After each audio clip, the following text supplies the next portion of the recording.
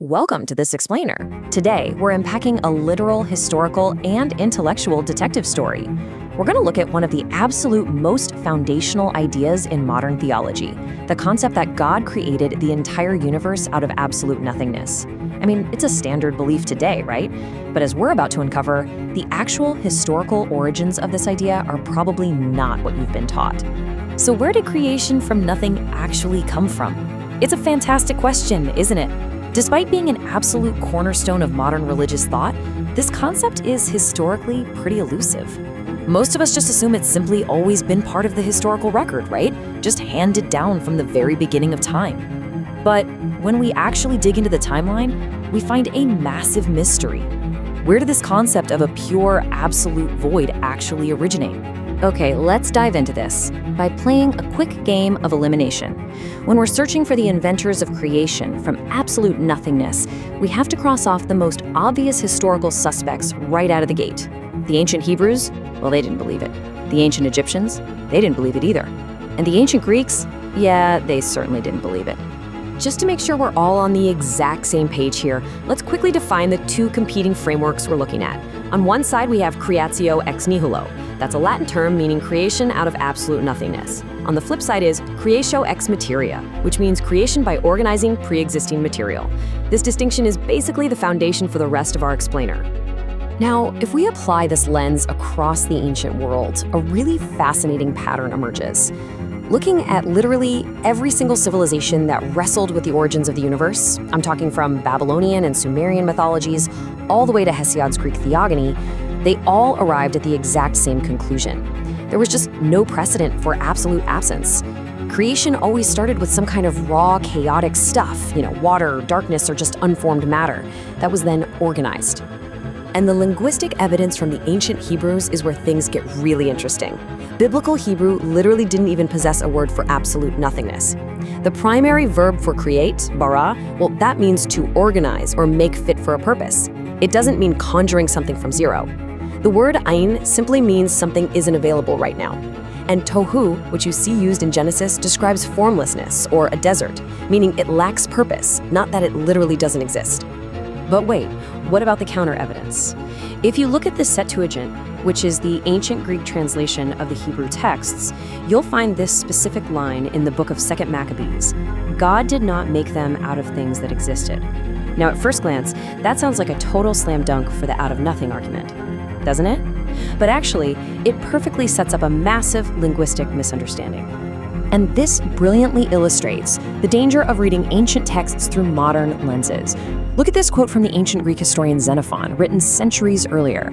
He wrote that parents bring forth children out of nothing. Now, Xenophon obviously wasn't making some metaphysical claim that babies magically appear out of a pure void. Greek speakers used this phrase as a figure of speech. It was just a way to describe the sudden appearance of a new organization of things, like a child or a piece of furniture that just wasn't there before. So if it wasn't the ancient Hebrews, and it wasn't a literal reading of ancient texts, we gotta ask ourselves a new question. Did the great Greek philosophers, the literal inventors of Western logic, invent the concept of the void? Let's see if we can cross another suspect off our list. The answer to that is a resounding no. The Greeks fundamentally rejected the idea of something originating from absolute nothingness. Parmenides, who is a totally foundational figure in logic, established the principle ex nihilo nihil fit. Nothing comes from nothing. In Greek philosophy, negative causality is strictly impossible, no exceptions. Either something is organized from existing material or it emanates from a source. Pure void simply cannot create. To really understand how strict the Greeks were about this, just look at how they handled foreign philosophies. Aristotelian logic relies on something called the excluded middle, meaning a thing is either a table or it is not a table, right? There's no in between. But Eastern frameworks, like the Buddhist tetralemma, actually allowed for a thing to be both A and not A simultaneously. Because Greek logic acted as a rigid firewall against what they viewed as totally irrational paradoxes, the idea of creation from absolute nothingness completely failed to take root in the West. So where did the idea actually come from? Well, to find our true origin story, we have to fast forward a bit to the early Christian crises. We have the Judaizer crisis around 50 AD, and later the Council of Nicaea in 325 AD. But nestled right in the middle there, around the 2nd century, is a massive intellectual dilemma known as the Gnostic threat. And this exact era is what provides the theological motive for our entire mystery. What exactly was Gnosticism anyway? Basically, it was an early movement made up of dozens of different sects. Their primary claim was that secret, esoteric knowledge, known as gnosis, along with specific rituals, were absolutely required for a soul to return to God. And they appealed to a lot of followers by claiming that they were the true holders of the secret, early temple teachings of Christianity. And why did this claim work so well for them? Well, mostly because mainstream early Christians openly admitted to possessing hidden teachings. As the highly respected Orthodox thinker Clement of Alexandria noted, "What is hidden to the many shall appear manifest to the few." This tradition of esoteric knowledge basically created a severe vulnerability within mainstream congregations. It was a vulnerability that Gnostic sects readily exploited to win over followers. So the crucial point is, to survive this threat, Orthodox theologians realized they had to fight back. To defeat these rival sects, figures like Irenaeus implemented a brilliant, albeit pretty radical, defensive strategy. First, they totally denied the existence of any secret teachings. Second, they eliminated complex esoteric creation accounts. And third, they adopted a radically simplified, entirely literal theology just to unify their followers and push out the Gnostics.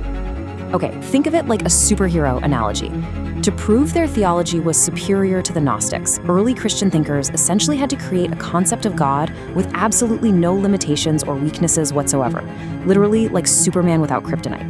If God merely organized pre-existing matter, well, that implies he is constrained by raw materials or bound by some master design plan.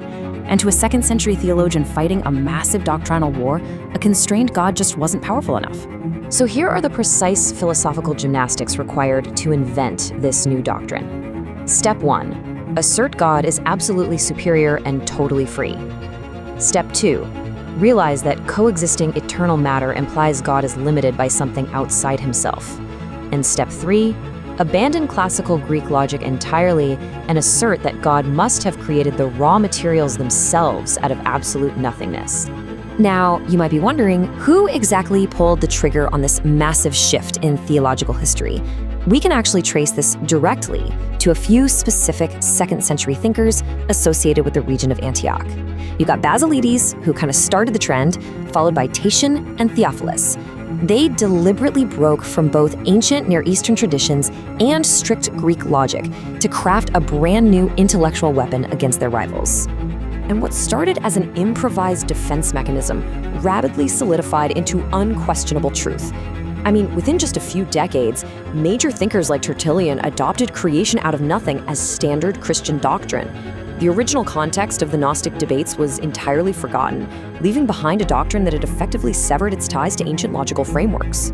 Which brings us to our final lingering question. By turning God into an entity unbound by any pre-existing logic or matter, early theologians won their battle against Gnosticism. But what happens to our understanding of reality when theology permanently abandons logic just to win a debate? It's a fascinating trade-off for sure, and one that still completely shapes the modern world today. Thanks for joining me on this explainer, and keep questioning the origins of your universe.